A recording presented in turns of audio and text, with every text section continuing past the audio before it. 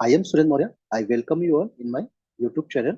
आज के इस सेशन में हम सीखेंगे कि कैसे हम एम एस एक्सेल में एक ऑटोमेटिक अटेंडेंस शीट बना सकते हैं।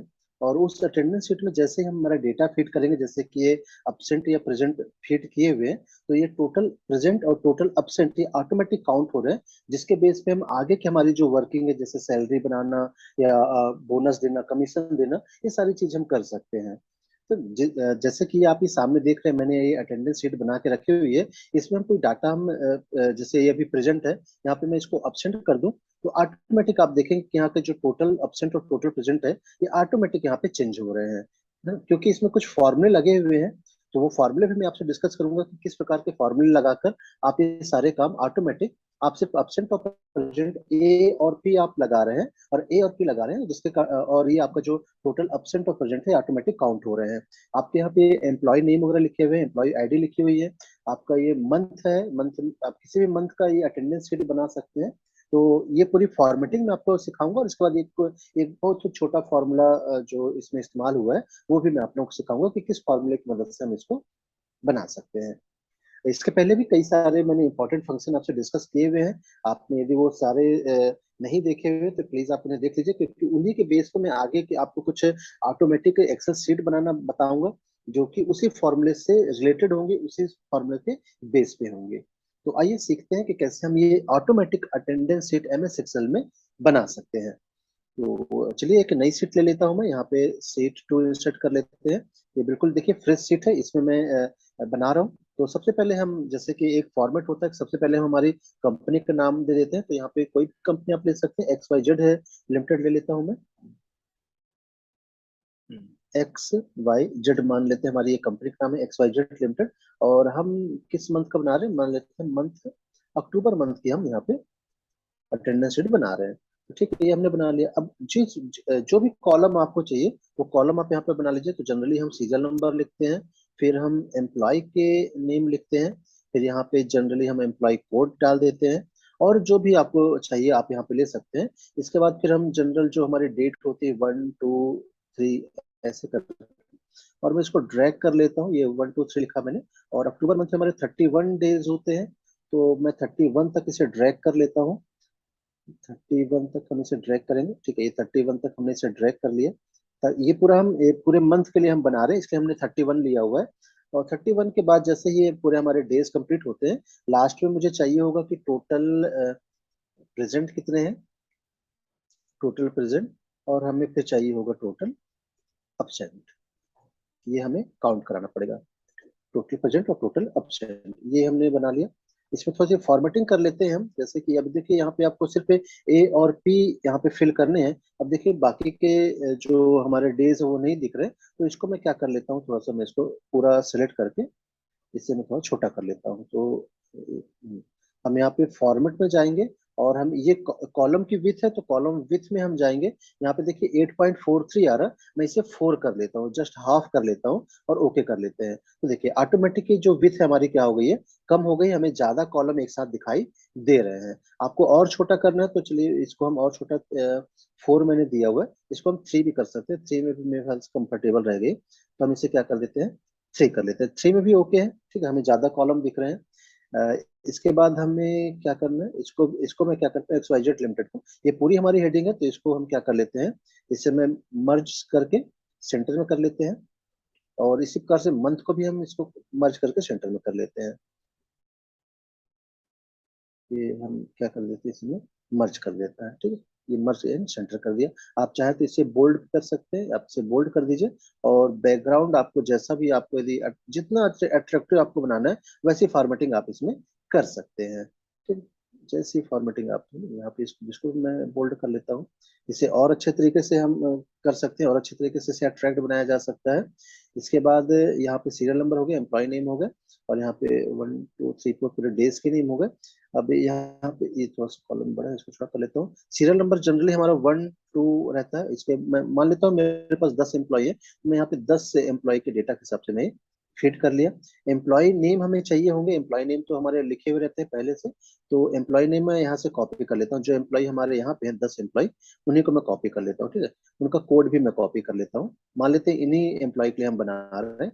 तो ये एम्प्लॉय नेम और कोड में यहाँ से कॉपी कर लेता हूँ और यहाँ पे हम पेस्ट कर लेते हैं। ठीक, ये हमने पेस्ट कर लिया, तो सेम एम्प्लॉय सेम कोड हमारे पास आ गए। अब इसके पास जो अटेंडेंस है, अब देखिए यहाँ पे हम चाहे तो, जैसे यहाँ पे मैंने संडे अलग से मेंशन करके रखा हुआ है, संडे संडे संडे, क्योंकि कई जगह पे संडे हमारा वर्किंग डे नहीं होता है, संडे हॉलीडे रहते हैं। तो यदि आप अलग से संडे ऐसे हाईलाइट करके रखना चाहते हैं ताकि आपको पता चल पाए कि ये वर्किंग डे नहीं है, तो इससे भी आप कर सकते हैं। ठीक है, तो आप यहाँ पे जैसे अक्टूबर मंथ की है, तो अक्टूबर में मैंने देखिए यहाँ पे 2, 9, 16, 23 और 30 को हमारे संडे हैं, तो चाहे तो हम इसे संडे लिख सकते हैं। ठीक है, तो 2 को हम संडे आएगा। ठीक है, ये हमने संडे लिख दिया।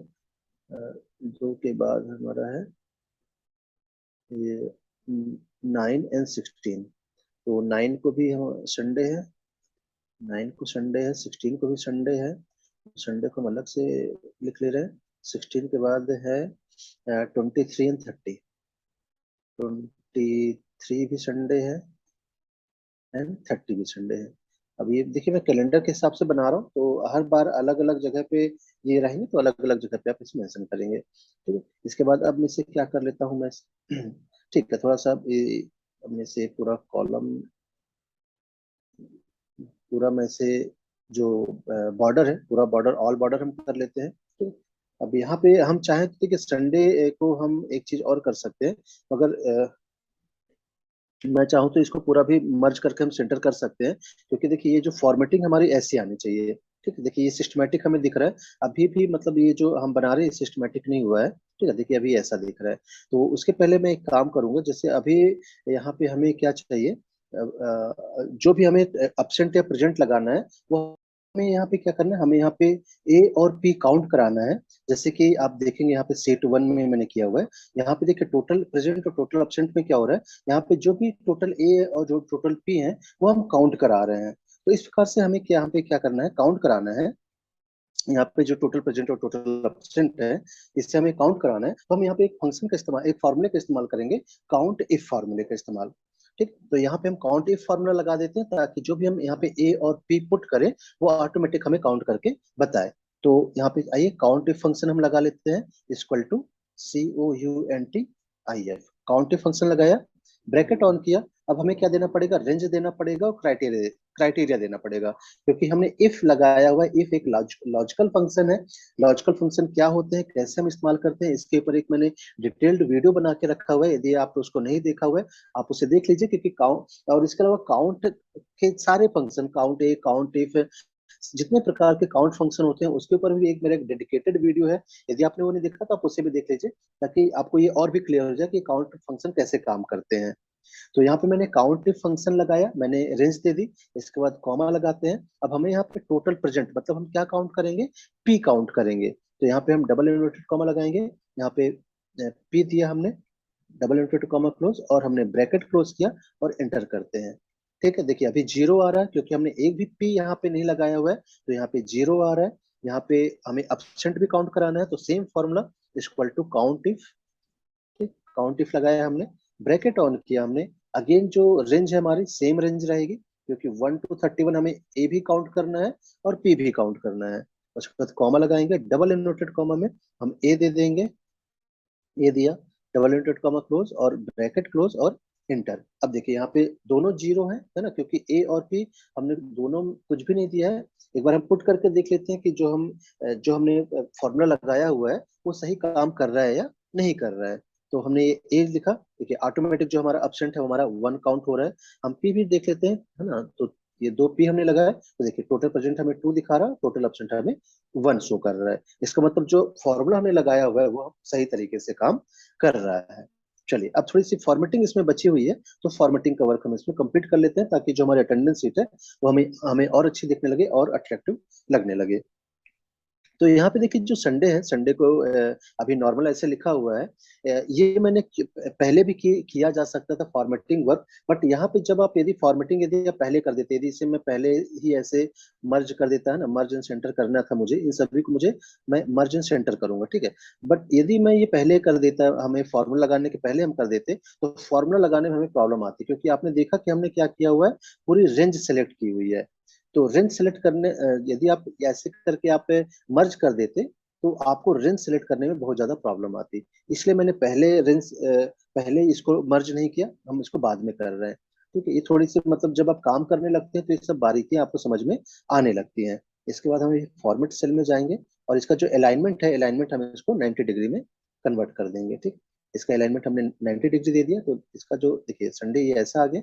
इसके अलावा आप इसे सेंटर करा दीजिए, और इसका कलर चेंज करना है तो इसका हम कलर भी चेंज कर लेते हैं। ठीक है, इसका कलर यदि आपको ये ठीक लग रहा है ये कर लेते हैं। ठीक है, इसी प्रकार से सारे संडे को हम सेम फॉर्मेटिंग हम दे देते हैं। ठीक है, फॉर्मेट स्टाइल में हम जाते हैं, इसका जो अलाइनमेंट है हम 90 डिग्री दे देंगे, ओके कर देते हैं, और इसको मैं सेंटर में ले आता हूँ, और इसका जो कलर है हम ऐसा दे देते हैं, इसको बोल्ड भी कर देते हैं। देखिए फॉर्मेटिंग ऐसी है कि आप जितना ज्यादा फॉर्मेटिंग करेंगे उतना मतलब जितना ज्यादा आप अट्रैक्टिव बनाना चाहते हैं उतना अट्रैक्टिव आप इसे बना सकते हैं। फॉर्मेटिंग के लिए भी मैंने एक्सेल में किस प्रकार से हम फॉर्मेटिंग करते हैं इसके लिए भी एक पूरा डेडिकेटेड वीडियो है, जो कि आपको मेरे चैनल में मिल जाएगा। आप मेरे चैनल को विजिट करिए। यहाँ पे ऑलमोस्ट एक्सेल के हम सारे फंक्शन बेसिक से लेके एडवांस तक हमने सीखे हुए हैं। ठीक है, ये एक ऐसा चैनल है जो कि बिल्कुल बेसिक से मैंने आपको स्टार्ट किया हुआ है और एडवांस लेवल तक मैं आपको पूरा सिखाता हुआ चल रहा हूँ। तो यदि आप एक्सेल सीखना चाहते हैं बिल्कुल अच्छे से, तो बिल्कुल आप मेरे चैनल पे जो पुराने वीडियो हैं, उनको विजिट करिए, उन्हें देखिए। आप बिल्कुल, मुझे उम्मीद है कि आप अच्छे से एक्सेल को सीख पाएंगे। इसको अभी ऑलमोस्ट हमारे जो संडे वाला है इस फॉर्मेट से हमारा ये कंप्लीट हो गया है। ठीक, इसको 90 डिग्री से हमने इसको मैंने बोल्ड कर दिया, इसको कलर चेंज कर दिया। ठीक, ये सारे हो गए। इसके बाद मैं इसको क्या कर देता हूँ, पूरे को मैं बॉर्डर दे देते हैं। बॉर्डर देने से थोड़ा सा और ये अच्छी हो जाएगी। देखिए बॉर्डर दे दिया हमने।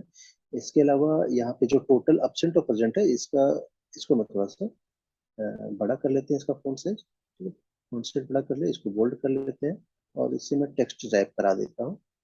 इसको भी टेक्स्ट टाइप कर दिया और इसको भी टेक्स्ट टाइप कर देते हैं।